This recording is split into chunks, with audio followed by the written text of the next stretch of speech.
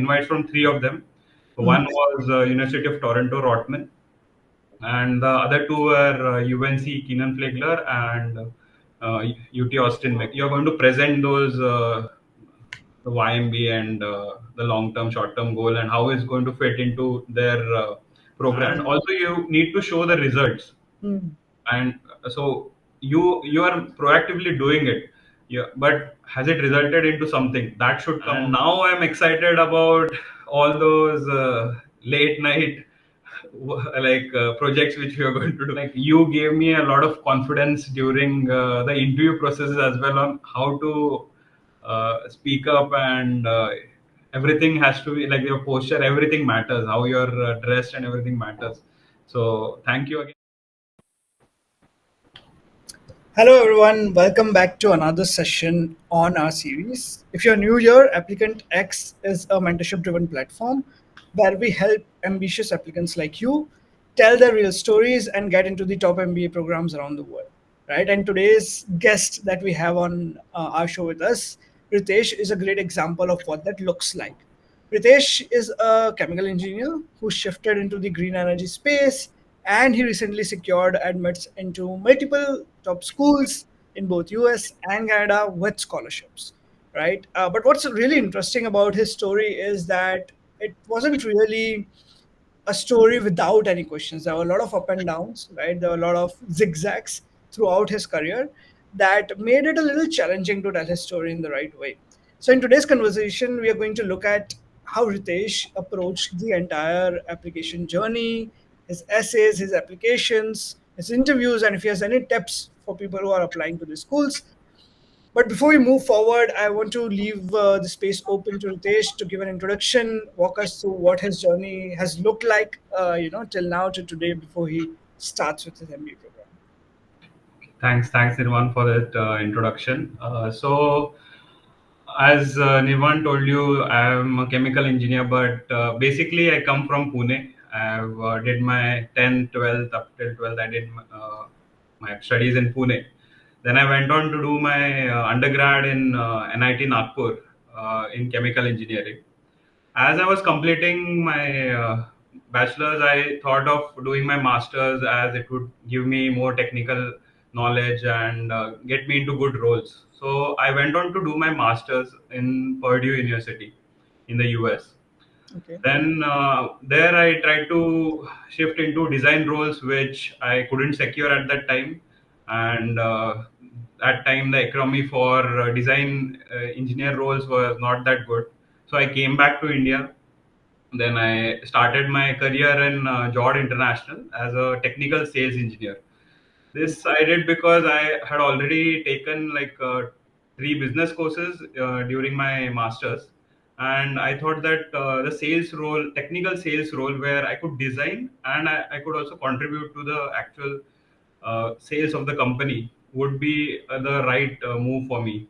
So then I did my I worked for 3 years in Jord International, and after that I switched to Praj Industries, and this is where I shifted from oil and gas to sustainability. Here, about for 2 years, I worked for around two. Now it's around 2.5 years now, and now I'm deciding to make a career switch to strategy, and that is the reason why I'm doing my MBA. Got it. Got it. So Ritesh, I know you have multiple offers, right? But let everyone know what all schools have you received the offers from, right? Including both in US and Canada. Sure. So when I was deciding on which school to go, one thing was clear for me, that I wanted to do a 2 year course. As I was going to switch to a different stream, I wanted that 1 year, after 1 year, I wanted to do an internship period. There should be there. So I decided for the 2 year courses which were available only in Canada and US. Okay. Even in Indian schools, if you go, there is just 1 year courses, IIMs and ISB, and in Europe again 1 year courses. So my major thinking of selecting a university was that, and there I saw that. So I selected the schools and I got invites from three of them. One was University of Toronto, Rotman, and the other two were UNC Kenan-Flagler and UT Austin McCombs. Got it. Perfect. I think these are a very good combination of schools, right? And Rotman is decidedly the best B school in Canada as well. What have you decided finally, Ritesh? Where are you finally going? What's going on in your mind? How have you taken that decision? Just walk us through that. So I got the R1 admit for Rotman Mm-hmm. in November end something. So I started my complete process for visa and everything by December end or Jan first week. Mm-hmm. Then I recently got in March second week and the fourth week I got two admits from UNC and McCombs. Right. And seeing which school will be better for me, I saw that McCombs has a large focus on sustainability and energy, and Correct. there are a lot of energy companies, which is my core background. So that would be a better fit, I thought. And I also compared the ROI. So Right. seeing the ROI in US is like completely, I think there's a huge gap in Mm-hmm. ROI, and US is better. I thought that McCombs would be the right choice for me.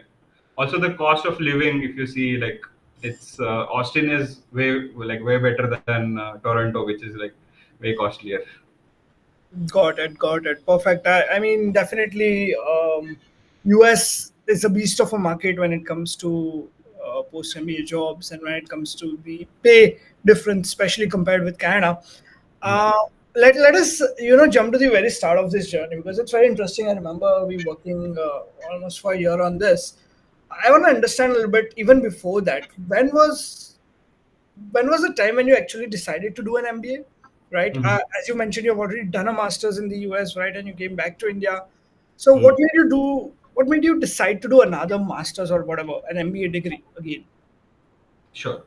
So my journey, if you see, it's not like completely decided. Like I wasn't completely decided on what I wanted to do. Like when I was going to graduate my bachelor's, I completed my bachelor's. I went to do my master's, and that technical route would have been a good choice for me. But when I started working, that's when I got to know that the job I'm doing right now is going to be repetitive, Okay. and I'm not going to contribute in the major decision making process of the organizations. Hmm. So I started researching on it somewhere around 2022 end or something. That's when I got to know that I want to go into strategy and consulting. But with the years of experience and my age, I saw that I'd have to start from scratch and then do go to an analyst role, then a associate, then a consultant role. It's going to take me a lot of time if I don't do an MBA. And like I also explored the MBA path, and which showed me that this will help me get to my goals faster. Okay. So I decided in April 2023, May 2023, and I started my GMAT preparations. I had talked to people who had already gone like done an MBA or were doing an MBA, and they said doing both GMAT and the application process, it's going to be like really difficult. First, you focus on your GMAT, and then like finish it off, and then start your application process.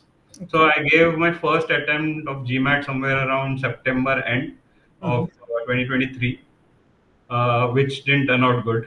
So I retook it. I gave it in December again.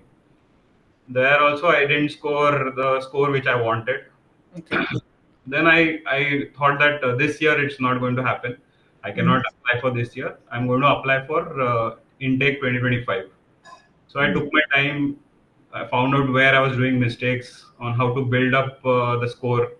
Then Correct. I gave my GMAT in April 2024 and got a good score, comparatively good score at that time. Now the percentiles may have dropped. I don't know because of focus edition. It had just been introduced. Hmm. So once that was done in April, then I was like satisfied enough that okay, now let's start the application process. That's when I like got to know about you, and I also talked to people who had taken your services, Okay. asked them about you, and then joined your classes, joined your these live sessions, and then we went on with the application process from I think May to you can say till last week when you are giving me advice on Right. what to do, how to talk to this universities and everyone. So Correct. this has been my journey. It's been like 2 years into this whole process. No, definitely. And one thing that I want everyone to note is that it has been 2 years into the whole process, right? And it's not a small journey. People sometimes think that it maybe will take a month or two to apply to the applications and you'll be done with it, right? Which is where honestly, because the journey to the application itself is so long, it tests you so on so many levels, right? It tests your resilience, it tests your mental clarity. I just want to ask you, what has been that biggest mental shift you had to make during these 2 years, during the entire application journey, or any failures or low points that sort of taught you something crucial about how to move forward? Sure. So I'll break it down into two. Firstly, I'll talk about the mental shift which you're talking about. So when I started this journey, I just because I was in I was in the working process or in the working lifestyle. So coming back home and then gearing up to again study, that was I think the major block which I had to put aside and start working on. So I just started off by during the weekends, but when I started to think about it that I have to do it, then I had to spend a lot of nights, even till like 2 3 a.m., and then get up early in the morning 8 a.m., go to office and attend the meetings. So you have to stretch yourself. That is one of the major mental shift which you have to do. Definitely. And that is again this is in both your prep for GMAT and also in the application process. But in the application process, you have it's not like you are now done with GMAT, so now you're relaxed. You shouldn't do that because application process is even more tiring. Correct. You have to do networking with a lot of alumni, like Mm. student ambassadors. You also have to attend events, and also you have to write your essays, and there's a lot of things you have to do which it takes up a lot of your time as well as effort, and if you're not 100% in it, then it's not going to give you the best results. Mm. So that is a major mental shift which you have to do. And talking about your failures which you said, I had a lot of failures. Like I said, I gave GMAT 3 times, and it's disheartening like once you get a low score and you are not up to the mark which you wanted to be, but you have to pick yourself up and you have to keep doing it, and you have to monitor where you're making those mistakes and then keep working on that. And in the application process, if you remember, my first interview was with Darden, Correct. and I was so sure that no, I'll get it, and even Nirvan was giving me the confidence that yeah, you can. Like I think it was a good process and good interview, and I didn't get in at that time. So this was my first interview, and I got the result before even submitting the other R1 applications. Correct. So you just don't have to take that failure and keep that in mind and lose all your hopes. You should compartmentalize that and learn from those mistakes on where you made mistakes. They will not tell you on where you made those mistakes, but you have to think on where you made those mistakes, and compartmentalize that, and also keep working on the other applications because that might pan out good for you. So these were like the major learnings which I think I got in those whole 2 years process. Makes sense. Definitely. I think ups and downs are really a part of the journey, and it's very important to understand how to really deal with those Yeah, so that you can move forward and eventually get the success that you feel you want, or that you really think that you want, right? yeah, Okay, let's move on to the application bit, right? I think we've talked about mindsets, we have talked about how this entire piece started. I want to get into the thick of things now with understanding a little bit more, a bit more of a practical insights into the application and how it went. So my first question here is, did you have a sort of, I would say, story or a bank of sorts, like key stories right, in your application that you think really worked for you, that hey, this story of mine or this angle or this narrative of mine really made that difference in my application? Was there anything like that that you feel? So there were a lot of things in those. So like one essay which is absolutely going to come in every other school is YMBA. Hmm. What is your short term and what is your long term goal? That has to be completely clear in the mind. Like whoever is applying, they have to be completely clear of it, and you have to make those changes based on the school's values or school's motto on how you're going to present those the YMB and the long term short term goal and how it's going to fit into their program. Correct.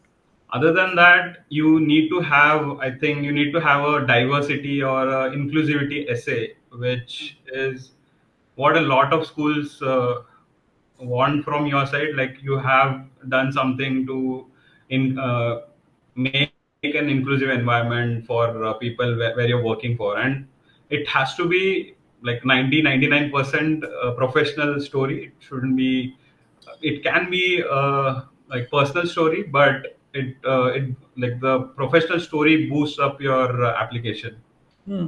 Other than that, leadership essays, as you had mentioned, you should have at least 5 to 6 leadership essays, and they shouldn't be of a similar framework or similar kind. They should be like a varied leadership essays in your professional life, so that there will be a lot of different type of questions from different universities, and you have to pick and choose which one will fit the best leadership essay in that university. Hmm.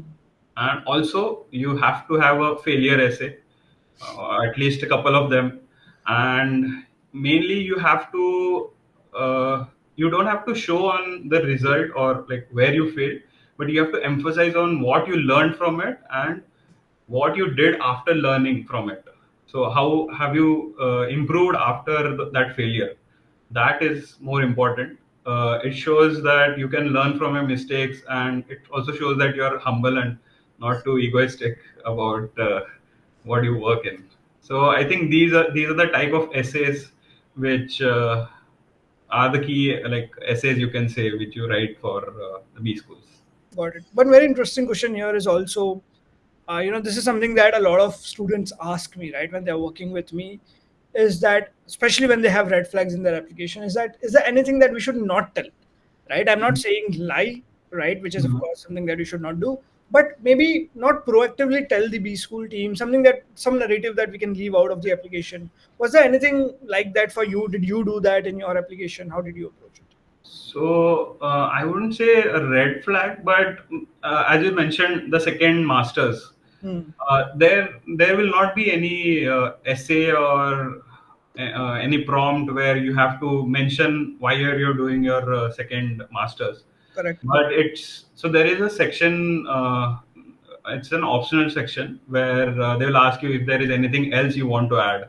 Hmm. There you can write down. So I wrote down my second masters, why I was doing it. So I wanted to move from technical to the strategy roles, Hmm. and why I was doing my masters and how it will help me launch my career into the roles I want to get into. So these, so you have to use that optional part and not keep like anything hidden, I would say. But you have to justify on what that like what those red flags are and how you have countered it, or how you how it will be useful in your further journey. Hmm. So I would suggest that you shouldn't hide anything, and you should mention those and also write a justification for it. Hmm. Got it. Got it. Definitely, I think makes sense to sort of explain it somewhere so that the adcoms are able to understand your point of view rather than them making assumptions, right, on based Yeah. on your profile and based on. Also, like today in today's world, it's like very connected. They might find out, and like when I was attending one of the events for McCombs, Hmm. the adcom said that we are not going to just judge you on your application. We are also going to look through your LinkedIn profile. Correct. We are going to check out that as well. So they are going to scour around everywhere because they want the best students. Correct. So you shouldn't hide anything. That's what my opinion is. No, definitely, they'll look at your LinkedIn profile. They look at, wherever you are, right? Essentially, publicly, they'll definitely try to have a look and understand more about you. So I think it's important that you are honest and you're able to sort of paint the narrative that you want. Again, they'll find out whatever it is, but then they'll make their own narrative. It's better that you paint that narrative, and I Correct. think that is something that can really work. Which brings me, the discussion about narratives bring me to the most important piece of the application, or I would say rather what people think are the most important piece in the application, which is essays, right? I want to understand from you, Ritesh, how did you approach the essays, right? And I'm particularly interested in one essay about Rotman, which is the unique spike factor essay that they Mhm. ask about, which is a little tricky. People find it a little difficult to sort of understand how to approach that essay. But Mhm. first, let's start with the generic, approach that you had towards the essays. How did you approach them? How did you polish them, finalize them? And what tips do you have for people who are looking to write their essays for Rotman and McCombs? Okay. So for essays, first of all, I followed uh, the the framework which you provided, which is there has to be like context, then what challenges you faced, Hmm. then what action you took, then like what was the result of it, Correct. and lastly, if you want to write about it, then what you learned from those results. So what I did was I didn't like whenever I started my writing my essay Hmm. for any schools, I first noted down the key points in each of these titles. Okay. So and then I expanded on like in each like context how much I wanted to write, challenges what I wanted to write, what actions I took, and actions has to be the major chunk of your essay, as you're going to showcase your leadership skills, your inclusivity skills or diversity skills on what how are you like who the person you are in like attending those challenges or facing those challenges, and Correct. also you need to show the results. Hmm. And so you are proactively doing it, yeah, but has it resulted into something that should come out, and the result part will show will show that. And then I would say the optional part, which is the learnings part. This, Hmm. as I told before, in the failure essay, you have to write it because there are a couple of schools for which I wrote the failure essay, and they asked for what you learned from it and what happened afterwards. Correct. So these learnings, which you have learned from those actions and results, you Hmm. have to note that down. Coming to the Rotman piece, firstly, so you have to understand first you have to understand the values of the school which you are applying for.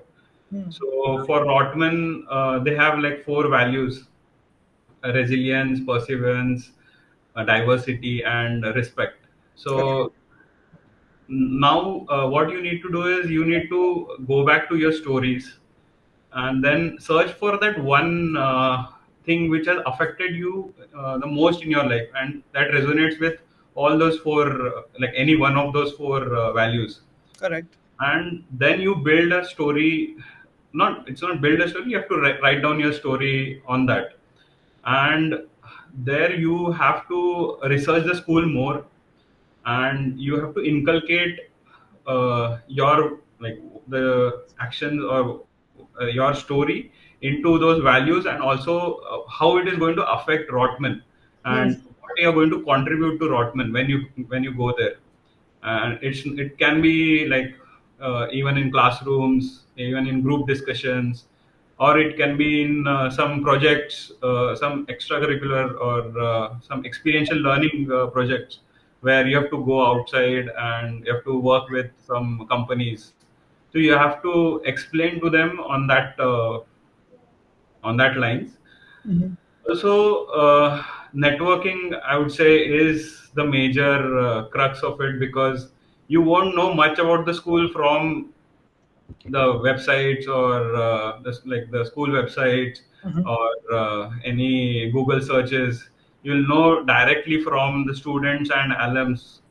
You'll know, I think, 70-80% more than whatever it's shown on the websites. Correct. That actually like helped me a lot, like in those essays which I wrote.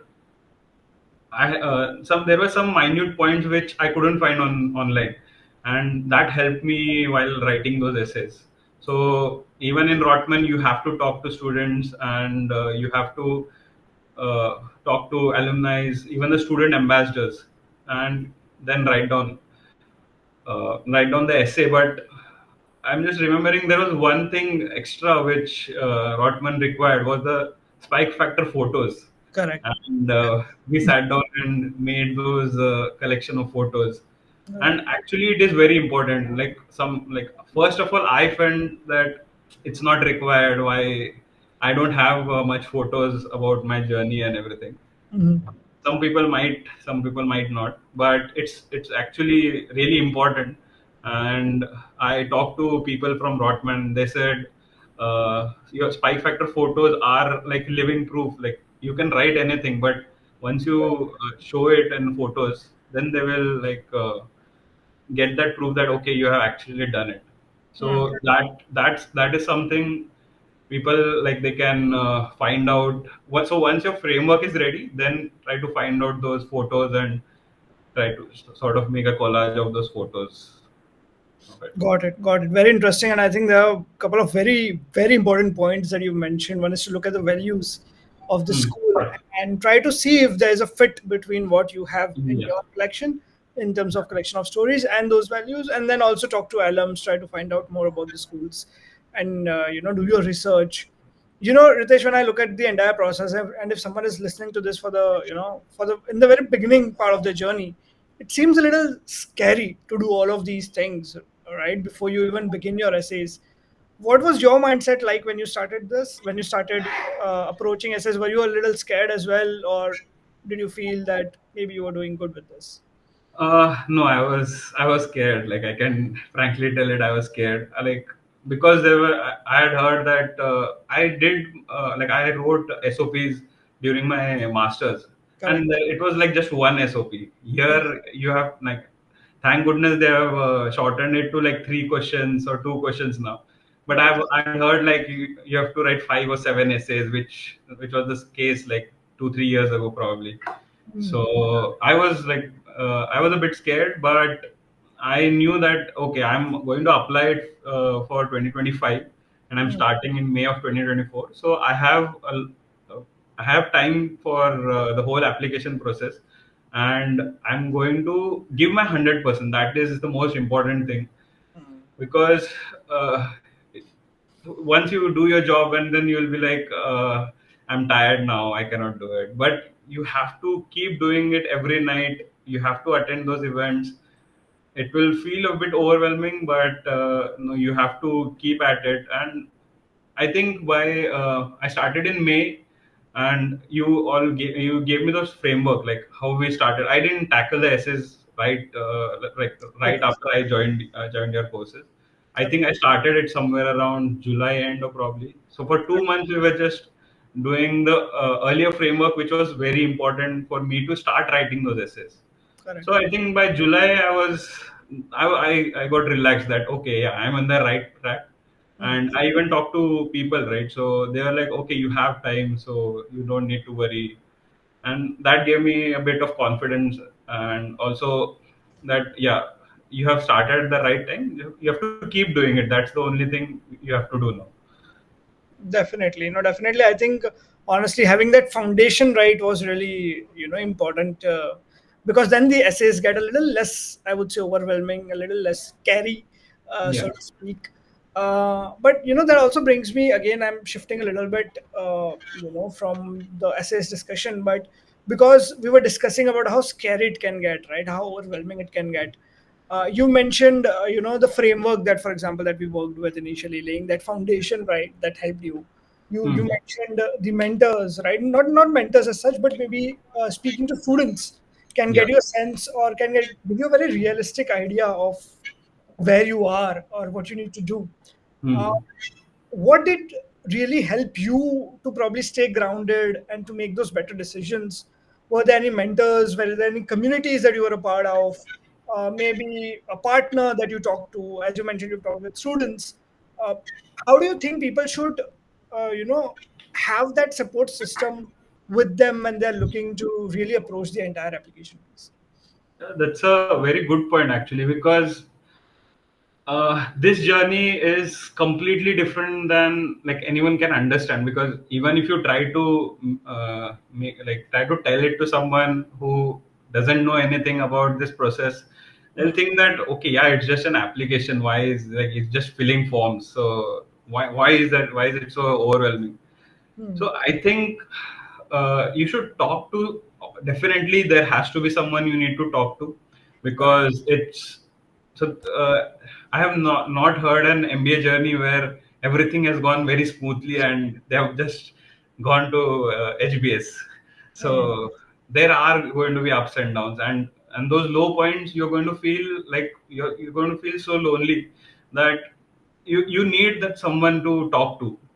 Fortunately, I had that one family friend which I've told you about. So one of my family friend, he did MBA from Rotman, and he is a class of 2024. Right. So before starting the MBA journey in I think March of 2023, I started talking to him, Okay. and from that time he has been a constant support for me.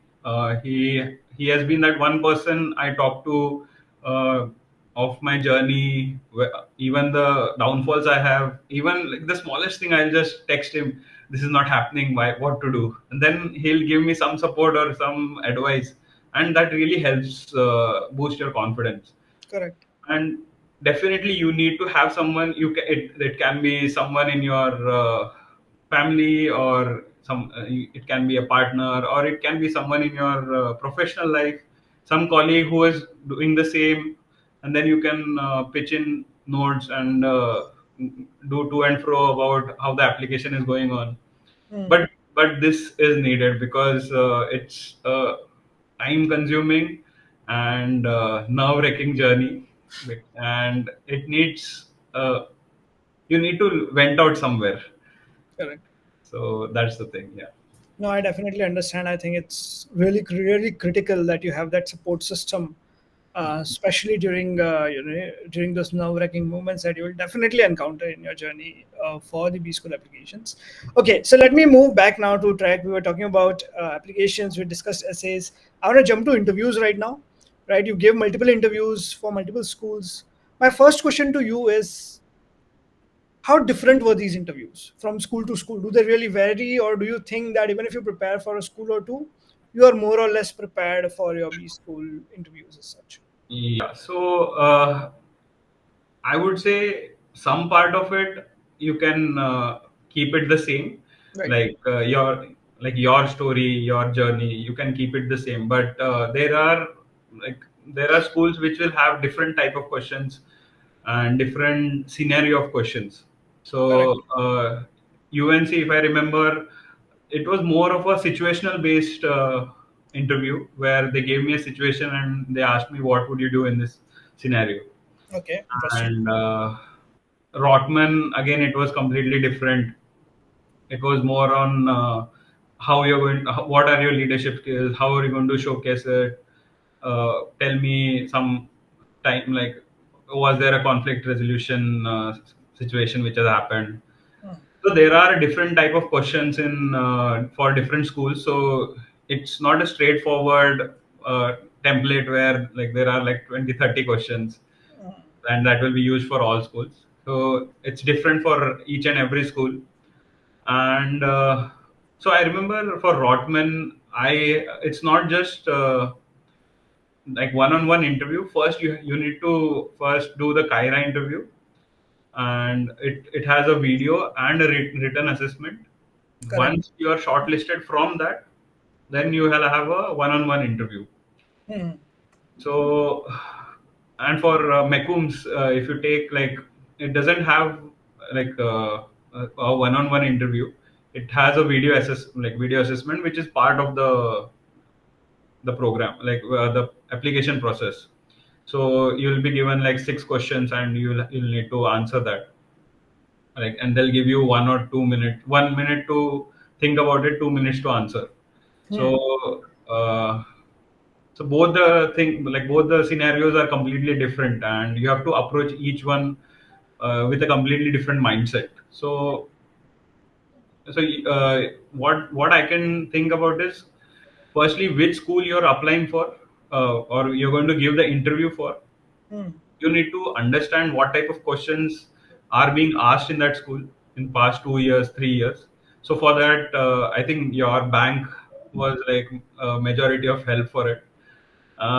Apart from that, I think GMAT Club and Poets and Cond is also a good resource where you'll find people sharing their experiences. Hmm. And again, coming back to talking to alums and talking to students, because they know what the adcoms want in the answers which we give. So they might be the better judge of providing you what questions they might ask. Correct. Got it. Got it. No, interesting. Interesting way to approach the interviews, right? And I think all of these points are valid and important, and they really help when you look at preparing for these different interviews. But one thing again, with regards to applications, that is in the mind of a lot of people is scholarships, right? Now you got some decent scholarships from Rotman. You also got it from McCombs. Did you do anything different, first of all? I mean, did you look at scholarships differently? Did you do something extra in your application to probably get these scholarships? So, like, I did research on it for what different types of scholarships might have been there. Hmm. But for my application for both these universities, I didn't do anything different because the merit based scholarship was through the application process itself. And there was no other like scholarship which aligned with my profile. So I didn't do anything different as such for these schools. These were like given like on a merit based basis for me. Hmm. Got it. Got it. And did you negotiate with them further? Did that work in favor of you? How did you go about that? So actually, I got like Rotman in R1, and I was still awaiting UNC Kenan-Flagler. So uh, when you're discussing scholarships, so for negotiation, like you need to have a offer with in the same rank as the university, and also it has to be in the same country which you're applying for. So for me, Rotman, I had not applied to any other school other than Rotman. So in round one, I didn't negotiate, and in round two, as it was McCombs, I Hmm. got, I think, double the number of what scholarship I had got for Rotman, Correct. and I didn't get any from UNC. So I didn't have anything to negotiate with. So there was no comparison. I couldn't negotiate telling them that I have a Rotman like admit. So for that reasons, I didn't. But if someone will get a admit from like a same level or even a better university, you Hmm. can leverage that and ask them, negotiate them with them for the scholarships. And I have had a couple of my friends who got like a scholarship bump of Hmm. 10,000, even $15,000. Got it. Got it. This is almost bringing me to the end of our session right now. I just have a couple of more questions. But one thing I was, just thinking right now, Ritesh, when I was listening to your story, your approach to the essays, the interviews, and all that is right now, right? It seems that you were able to connect the dots very well, right? You were able to understand how to move from X to Y to Z. You are also able to understand how to really leverage your, talks with the alums, with the B school students. For you, what was the source of clarity as such? What sort of research did you do, right? That you were able to connect these dots so well, right? Did talking to people on GMAT Club help maybe, or maybe again talking with someone help? So how were you able to connect all these dots, have that clarity on what to do from here to there? Okay. So once I was done with my GMAT, then I talked to a friend of mine, and then he said, start deciding on which schools you want to go to. Hmm. Then I started to categorize those schools into is the location correct for me? Is the tuition fee correct for me? Is it like for US if you're going, is it STEM certified? Hmm. And and the major thing, I think it was the first time when I heard it in your sessions, Hmm. was competitive. So there are two types of B schools. It's either a competitive school or a collaborative school. Correct. So which one worked for me the best? And side by side, I started with you, where you gave me, you started with the framework on, first you need to introspect on what kind of person you are and what you have done till now, Correct. and you need to write it down. So there is a lot of things going on in your mind, but when it comes to noting it down, it's going to be a tough job. Definitely. So first you need to write down those things, and the personal branding thing which you gave us the assignment, that really Hmm. helped out a lot.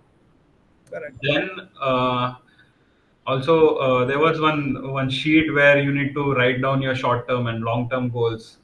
Hmm. uh, that actually started the process on, okay, what I want to do after my MBA, what I want to do in the long term. So long term I knew, but Correct. just after the MBA, what I wanted to do. And then uh, the framework which you are taking us, like you're taking me Hmm. through, it was, I think, I didn't get it as like in an instance, but it took some time for me to get the groove of it, and okay, what goes on in the application process, Correct. and how to write those essays, Hmm. and like how to answer in that interview. Again, these, it's not going to come in an instance. It's going to take some time for you, and slowly it will develop. Definitely. No, definitely. I think that's something that probably will happen through the journey that you will go through the journey that you will undertake. Yeah. Ritesh, how excited are you about the future, right? You're going to attend McCombs, right? You're going to attend one of the best schools in US, definitely in the top 15. How do you, what do you feel about your experience? That you've been to US once, right? So it's not going to be Mhm. a cultural, I would say, shock, or maybe something good about the culture that you'll get. But what are you most excited about when it comes to attending the B school? Uh, like first of all, when I got the news, like I couldn't understand. Like, okay, like I was just checking GMAT Club and people were getting calls. I was like, okay, I'm not going to get a call. And suddenly I got a call from Plus One. I was like, oh, is it from McCombs? Hmm. Then I picked up and I spoke to him. Like it was a current student, and I was like, after that I was jumping. I didn't know what to do because like I had applied to UT Austin during my masters, and UT Austin is like known for chemical, like it's among top three for chemical engineers. Correct. So getting this from UT Austin and McCombs, which also comes among the top 10 and top 15 in the world, it was like completely, I was completely excited, like thrilled to hear the news. And now I'm excited about all those late night projects which we are going to do. I know Correct. it's going to sound this thing, but Oh, no, it's been a long time. So actually, when I was doing my job, I think probably last 1.5 year, it was becoming repetitive, and I was not getting that excitement of working on something and sitting for long hours and brainstorming for ideas. That's what I'm most like interested about right now. Like going there, working with like different people, different group of people coming from different countries, and working on like things late up till night. So Hmm. that's what I'm excited about. Apart from that, Texas, yeah, Texas is like somewhat similar to our weather, so I'm not that much worried. Before I was in Purdue, it was like Jan. I think December to mid April was like hell. It was so cold, couldn't go out for anything. So that's a good part on the weather side as well. So yeah, Definitely, definitely. I'm also quite excited, Ritesh, about your journey forward. My final question to you is if you have any final thoughts, right, or any final tips that you want to share with people who are just starting a journey, who's just starting to get, get prepared to get into this long and arduous journey. Any final thoughts from your end? sure. So I would suggest that be patient.